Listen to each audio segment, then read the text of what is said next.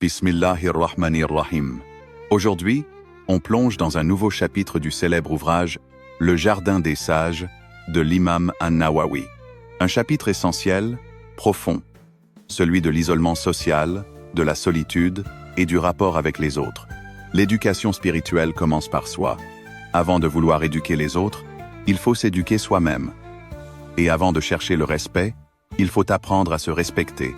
Cette quête passe notamment par la sagesse de nos prédécesseurs, par leurs conseils et surtout par leur rapport aux autres. Faut-il se mélanger aux gens ou vaut-il mieux s'isoler? Le prophète paix et salut sur lui a dit « Le croyant qui se mêle aux gens et patiente face à leurs torts est meilleur que celui qui ne se mêle pas et ne patiente pas. » Rapporté par Ibn Majah. Mais d'autres textes et les paroles des savants montrent que s'isoler peut être préférable, surtout si les fréquentations risquent de nuire à notre cœur, notre foi ou notre tranquillité. L'imam Ibn Hibban, par exemple, recommande l'isolement mesuré, pas une coupure totale du monde, mais une retenue volontaire. Ne pas se mêler à tout, ni à tous. Pourquoi? Parce que plus on fréquente, plus on s'expose à la médisance, aux disputes, aux distractions, et moins on a de paix intérieure.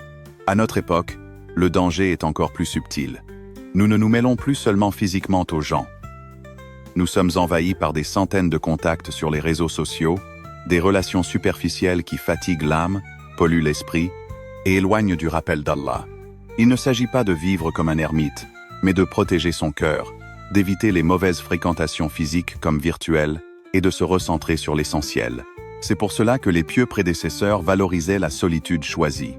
Ils disaient « Si l'isolement t'aide à préserver ta religion et ton cœur, alors isole-toi. » Même eux, malgré leur niveau, limitaient leur fréquentation, y compris avec les gens pieux. Pourquoi? Parce qu'ils savaient que la paix du cœur passe souvent par le silence, la discrétion et la retraite spirituelle. Le prophète, paix et salut sur lui, nous a enseigné « Si tu demandes, demande à Allah. Et si tu cherches de l'aide, cherche-la auprès d'Allah. » Cela ne signifie pas qu'on ne peut pas demander de l'aide aux gens. Mais notre premier réflexe, notre premier secours, doit toujours être tourné vers Allah. Se mêler aux gens peut être une source de bien à condition de savoir patienter. Mais s'isoler peut être un immense bienfait à condition que cela nous rapproche d'Allah. Le tout, c'est de trouver l'équilibre, selon les situations, les personnes, et surtout, l'état de notre cœur. Like, partage et abonne-toi à la chaîne pour plus de sagesse tirée des trésors de l'islam.